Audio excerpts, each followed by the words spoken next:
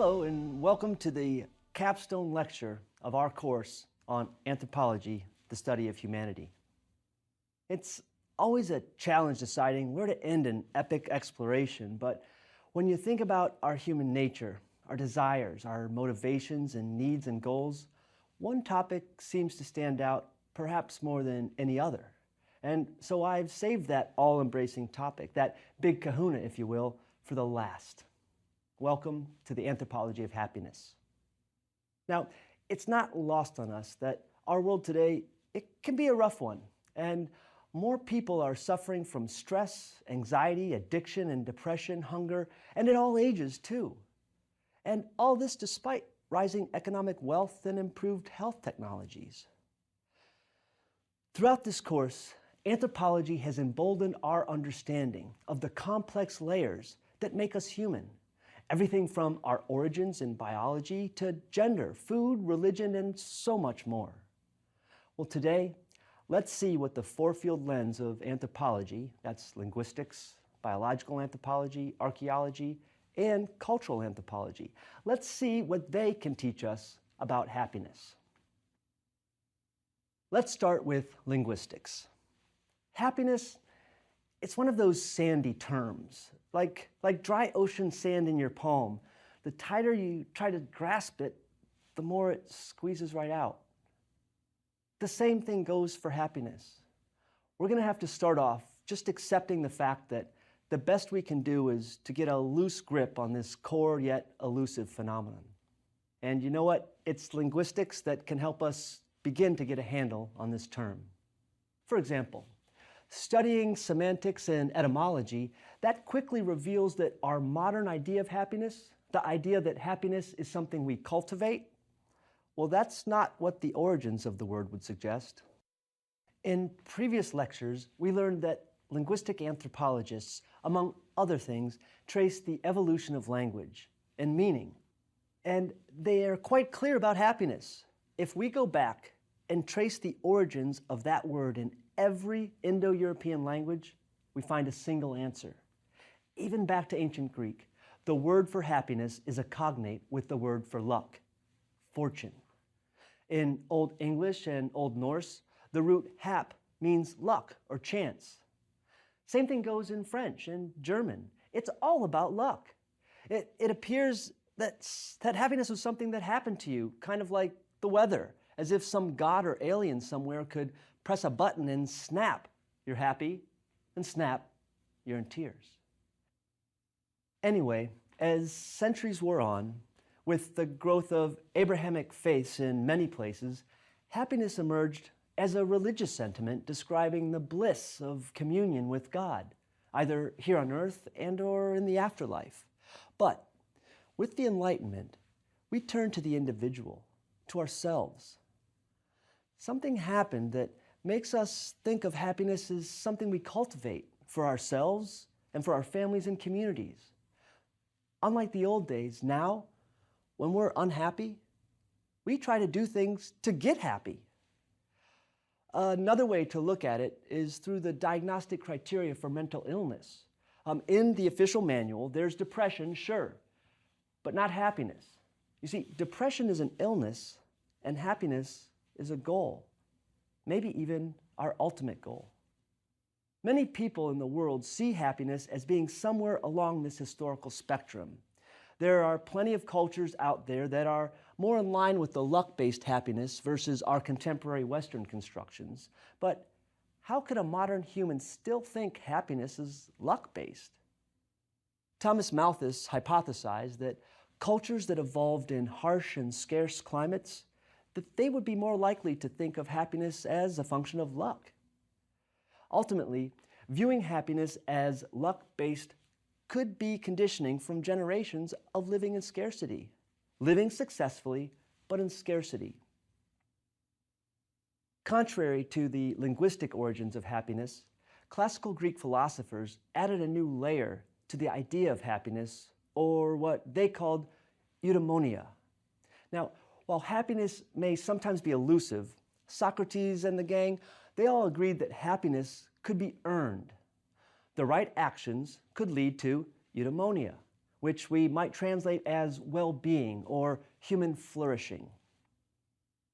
This old idea, it was made new again in the Enlightenment when folks like John Locke reclaimed happiness as not only something that we can control, but something that itself is the mission of humankind.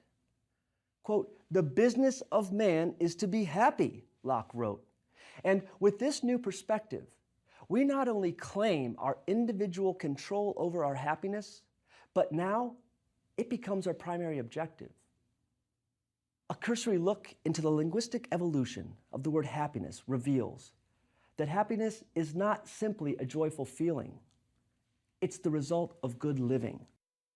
Where Socrates would teach us that the path to happiness lies in the education of our desires, we can also see that happiness is about living. Now, beyond our material and physical well-being on any given day, happiness with a capital H, that is, it comes from our relationships, our productivity, and our personal freedom. And capital H happiness lines up with that Socratic view that we can make ourselves happy if we put in the effort, and ironically, suffer quite a bit along the way. The joy of raising a child, for example, is, for so many of us, the ultimate source of happiness in our lives. But that happiness is built and grows over a lifetime, including painful bumps all along the road. Linguistics casts some light on the complexity of the word happiness, but biological anthropology can ground us a little. It enables us to examine happiness as a biological phenomenon. And when we do this, we see happiness as the foundation to a long and healthy life. And yeah, I know, you're laughing because we can all think of some seriously unhappy people who may also happen to be just a little bit older. But wait until you see the data on this. First, let's put a hypothetical test subject into an MRI scanner. What happens in his brain when he's recounting a happy memory? Do certain spots light up? They most certainly do. When we're happy, the left side of our prefrontal cortex and our right posterior cingulate both fire up with activity. And that's just the architecture of the brain. What about our neurochemistry? When we're happy and when we're laughing, our bodies produce brain molecules that are directly linked to euphoria or well-being. When you laugh, for example, you produce endorphins, which are natural opiates in terms of their chemical structure. I mean, they can help assuage physical and emotional pain. And that's not all. We also produce dopamine linked to pleasure seeking, and oxytocin, the so-called bonding and trust molecule. And there's others like endocannabinoids, serotonin, and adrenaline, and more. So, to sum it up, our behavior alters our neurochemistry. If we find ways to produce these brain molecules, through running, for example, we experience happiness. Happiness indeed has a biological dimension. But how do we strike this neurochemical balance? What can we do to get these molecules running? Well, in a 2012 study, for example, scientists checked in randomly on over 2,000 participants from a wide variety of countries, and they tracked down what makes us feel happy. And it turns out that specific activities produced higher happiness ratings. Making love was on top of the list, and by quite a margin. But it wasn't the only happy activity. There's listening to music, talking with a friend. Working out also appears to be a happiness-producing activity. One thing that is definitely not correlated with happiness is a wandering mind. Beware. It may be really difficult to hear when we're down in the dumps, but the case is clear. If we're looking to trigger the happiness effect, the key is to do something. Focus. Focus on a mission. And if that's too much, well, there's always Billie Holiday, Lightning Hopkins, and, well, making love. Or maybe it's as simple as laughter. The nonprofit RX Laughter, it's walking the walk when it comes to healing with happiness. You see, they run comedy therapy programs for kids with serious medical conditions, from bone marrow transplants all the way to something like depression. And just as important, they do collaborative research on happiness and healing with the UCLA Johnson Cancer Center. According to their research, patients in the RX Laughter program experienced increased pain tolerance and reduced anxiety.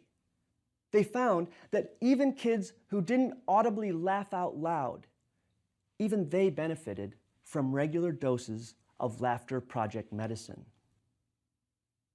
The physiology of happiness and laughter, it speaks to the universality of this core human experience. And we don't have to get deep into biological anthropology to learn something that can prolong our lives. Multiple studies, including one conducted by University College London, have found that people who reported enjoying life, they age slower, they experience a slower rate of decline, and that's especially when compared with their gloomy counterparts. It even proved true for smokers and drinkers. So if you can't get your friend to quit smoking, just be sure to keep them laughing. Okay, so far we've looked at happiness from the perspective of linguistics and biology. Now let's turn to a third subfield of anthropology, archaeology. Now, with archaeology, remember, the anthropological mission of exploring humankind over time and space focuses us on material culture, or artifacts.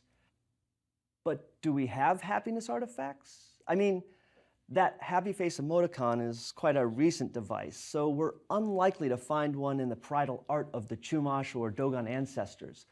So how do archaeologists search for evidence of happiness? The archaeology of happiness is challenged by the ideas we previously uncovered with linguistics. First, happiness evolves. So what is happy to you and me may not relate to the point of view of, say, a 17th century farmer. And second, even now, across contemporary cultures, people experience happiness in different ways. Nonetheless, using material remains, we can reconstruct the lives of people across the world and across the generations. And when we do, we watch for indicators that could be interpreted as happiness. For example, Egyptologists might point to research on the popularity of Senet, one of ancient Egypt's absolute favorite board games, as a window into the pursuit of happiness amongst the ancient Egyptian masses. But more to the nitty-gritty. Research has shown that our happiness is fed by our relationships, and the archaeological record is unequivocal about why our happiness is so dependent upon the quality of close face-to-face relationships.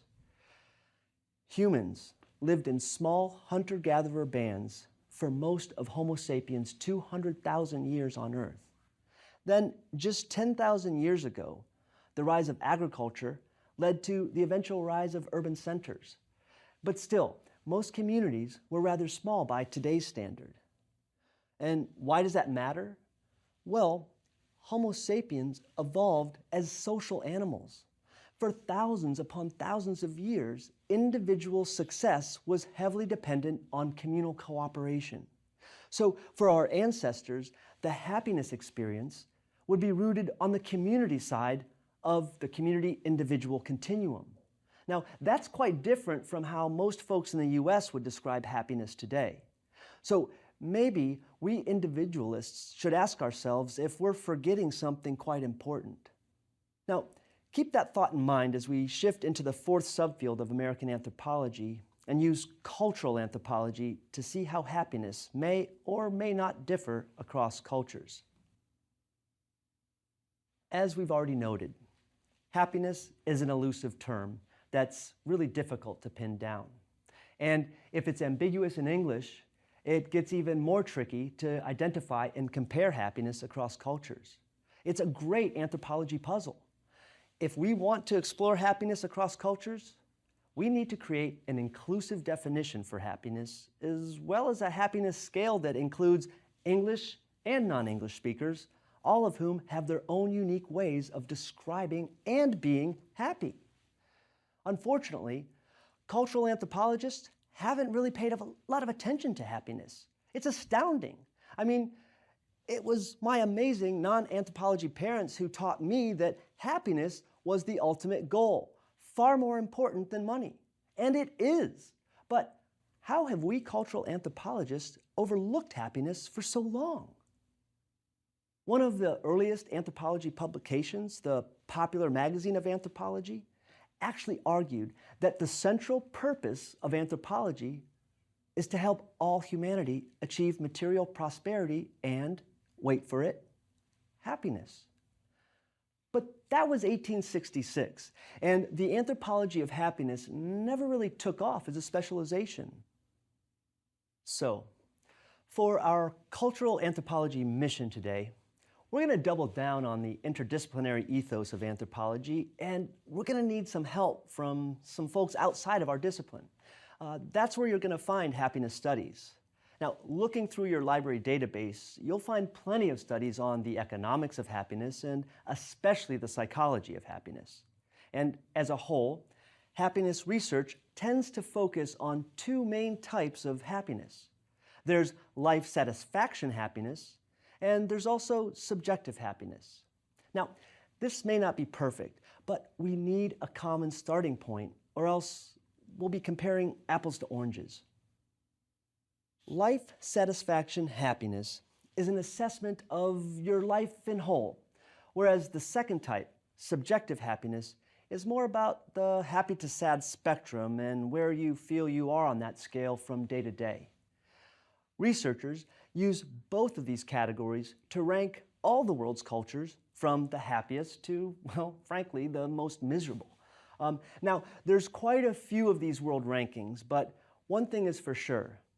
No matter which one you consult, the United States doesn't win the gold medal for the Happiness Olympics.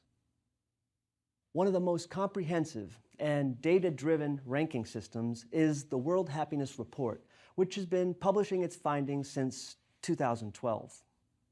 How does it work? Well, let me put it this way. Malinowski, he'd approve. One of the reasons we're focusing on this specific report is that, like Malinowski, this report and the researchers, they go out to collect data. With help from Gallup, the World Happiness Report surveys thousands of respondents in over 150 countries. And it measures both life satisfaction happiness and subjective happiness. Now, to navigate through a sea of cultural and linguistic differences, the researchers boil subjective happiness down into a few revealing questions. Think how you might reply. If you are in trouble, do you have relatives or friends you can count on to help you whenever you need them? Are you satisfied or dissatisfied with your freedom to choose what you do with your life? Have you donated to charity in the past month?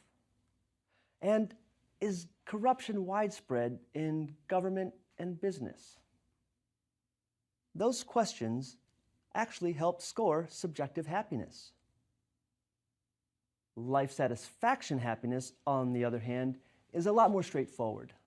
The researchers, they simply ask people to rate their own happiness on a scale of 0 to 10. 0, worst possible life imaginable, versus 10, the best possible life.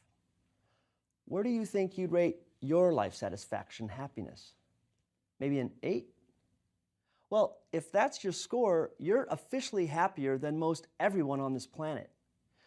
For 2015, for instance, the mean happiness rating across all countries was 5.4. But massive differences are hidden in that statistic. For example, while North America weighs in at 7.1, the place I love so much, Sub-Saharan Africa, is a meager 4.3. And of course, we have to be careful with these numbers, as we do with any statistic or finding. Despite our best efforts identifying and measuring happiness, that's culturally complicated and, quite frankly, a little biased. Maybe our approach to calculating world happiness, despite our best attempts, is still influenced by scientific and Western values. And if it is, that means that we may not be getting an accurate read. Let me give you an example from my work in Mali. One of my long-term partners, Tamba, he visited me in Bamako, Mali once when I had reserved a special room for him to make him happy because he was coming to help me work on a documentary film project that I was involved in. And at dinner, I told him the news. He gets his own deluxe room. But his spirit sunk the moment I told him. Visibly distressed, yet politely trying to cover his true feelings, he diplomatically helped me see a different shade of happy. You see, what makes me, a guy from a more individualistic society, happy, namely my own hotel room and privacy, was the exact opposite for Tamba. His happiness is being with people. Long story short, I slept on a cot and put him in my room. Happiness restored. But it goes deeper. It goes deeper than differences between individualistic versus more collaborative cultures. You see, these world rankings are based not only on people's responses to questions about their happiness, but they also incorporate life expectancy and gross domestic product. Now, I see the logic, but psychologists have proven that more money does not equate to more happiness. So it seems short-sighted to me to quantitatively discount the happiness of the majority world, aka the third world, on the basis of gross domestic product. But don't get me wrong. Even with unintentional cultural blinders or bias, the World Happiness Report is terrific. It produces more questions with each published edition. And the results, they've been fairly consistent over the years. And just like anthropology, the more we critically test and correct our happiness theories and methods, the closer we'll get to a more inclusive approach. In the meantime, we're gaining valuable insight into happiness. In the 2016 report, for example, there were a few really interesting findings that beg additional attention. One, there was a 4-point gap between the top 10 and the bottom 10 nations. Scandinavian countries, they dominate the top 5 happy slots, whereas Togo, well, that scored the lowest at 2.84. We also see a net loss in happiness over the past decade for only a handful of countries. But anyone who keeps up with world affairs will quickly perceive that all of these countries have been suffering greatly from enduring conflict or economic devastation. Yemen, Venezuela, Botswana, Saudi Arabia, Egypt, and Greece. But on the sunny side of the street, the 2016 report, it offered some surprising news. It seems like great catastrophes, like a massive natural disaster, believe it or not, may sometimes actually increase our happiness. The Great Japan earthquake of 2011, the generosity, trust, and solidarity of the crisis response actually led to increased happiness. This interesting finding is certainly in line with the connection between happiness and community that we noted earlier when we were talking about archaeology. And it underscores the question I raised about the relationship between gross domestic product and happiness. In fact, I'd like to return to that question by taking a quick glance at 2 cultures where GDP seems to have very little bearing on the overall happiness of people. First, let's go to Bhutan, where they actually measure and actively work to increase what they call gross national happiness. Now, the revered former king, Yigme Singye Wanchuk, he abandoned the monarchy and has developed a strong affinity for biking. But before he stepped out of his role, he helped lead the creation of a constitutional democracy. And that constitution identifies basic human rights, including the pursuit of happiness. That's how the Declaration of Independence phrases it, and it's how they phrase it in Bhutan as well. The key difference is that the relatively new Bhutan government considers it the official responsibility of the government to create an environment for individuals to pursue happiness, to create fertile soil for widespread happiness. Sure, they measure GDP too, but they're trying something new. They're placing more value on the pursuit of happiness than the pursuit of sheer economic profit. And Thomas Jefferson would be proud. He actually wrote that, quote, "The care of human life and happiness, and not their destruction, is the only legitimate object of good government." Like any anthropological observation, the cross-cultural perspective teaches us as much about ourselves as it does the people we study. And, as is quite often the case, it can teach us different ways to think and do just about anything. Given the social, emotional, and physical benefits of happiness, I think we could learn something from Bhutan and their approach to happiness. In fact, they truly are ahead of the pack. The other place I'd like to visit briefly is Okinawa. Now, unlike most of Japan, which is often fairly low on the World Happiness Rankings, a community in Okinawa seems to have discovered the secret to a long and happy life. In fact, this community, Ogimi-san, has the world's highest concentration of centenarians.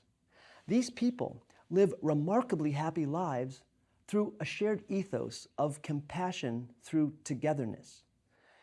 And they take this ethos all the way to the grave. When people pass away in Ogimi-san, they're cremated and their ashes are poured into a communal cemetery. They're mixed in with everybody else. A single community with a single destination that's clear from the start. Togetherness from birth through death. Surely that's an insight we Westerners can learn from. And it's insights like this that make me love what I do as an anthropologist.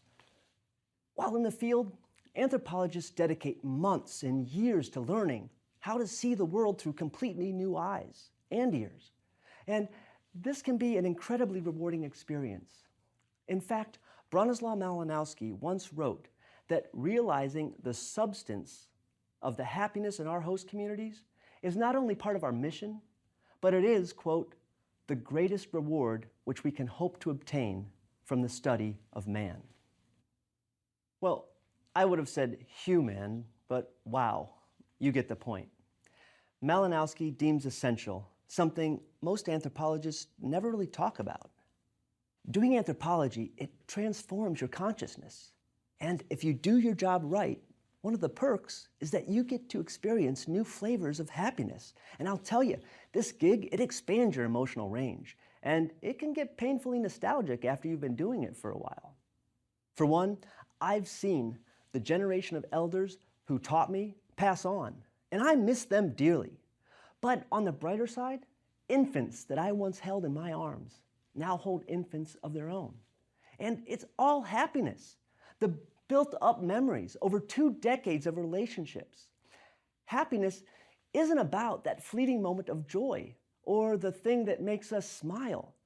Rather, it's the net sum of living a meaningful life.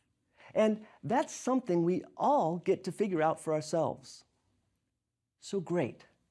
What does all this anthropology of happiness mean? Well, our reality is shaped by the language we use every day, and in particular, the questions we ask. If our language is largely negative, it's no surprise that the world we see will seem negative too. Asking the wrong questions can mean we spend a lot of time and effort focusing our attention on all the wrong things. So let's think about that. What are the right questions?